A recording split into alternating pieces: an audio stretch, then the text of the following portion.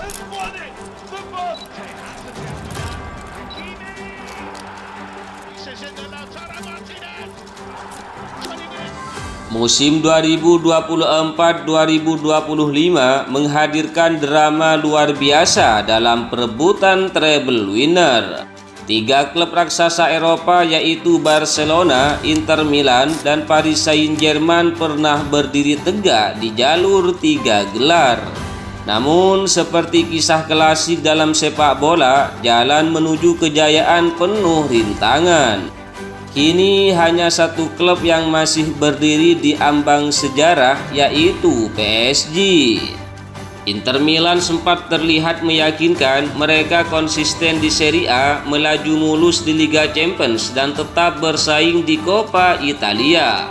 Namun ambisi besar mereka runtuh secara beruntun. Kekalahan dari Juventus pada 23 April di semifinal Coppa Italia menjadi pukulan pertama. Harapan akan treble mulai retak. Pukulan berikutnya datang dari Napoli. Di pekan terakhir Serie A, Inter harus menyaksikan gelar Scudetto lepas ke tangan rivalnya itu dengan selisih 1 poin saja. Ironisnya, mereka sempat memimpin klasemen di sebagian besar musim. Namun, Inter sempat memberi luka balasan, menyingkirkan Barcelona di semifinal Liga Champions pada 6 Mei. Kemenangan itu bukan hanya membawa mereka ke final, tapi juga mengubur mimpi treble winner milik Blaugrana. Barcelona tampil luar biasa di pentas domestik. Sekuat besutan, Hansi Flick mampu meraih gelar La Liga dan Copa del Rey. Tapi pencapaian itu terasa kurang lengkap tanpa mahkota Eropa.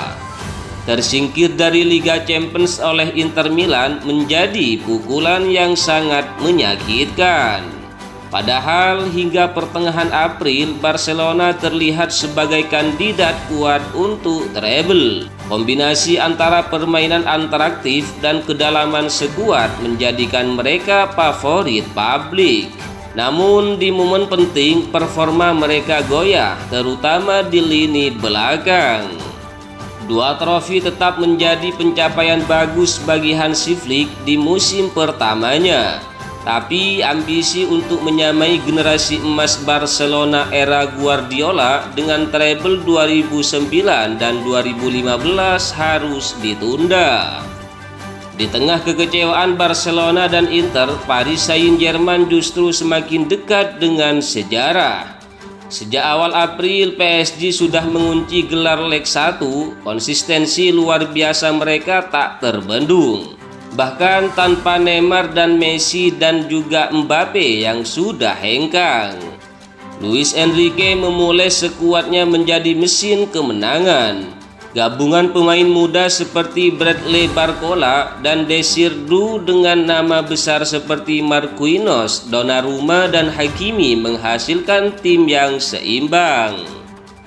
Puncaknya datang pada Sabtu 24 Mei 2025 saat PSG menggulung Reims 3-0 di final Copa de France.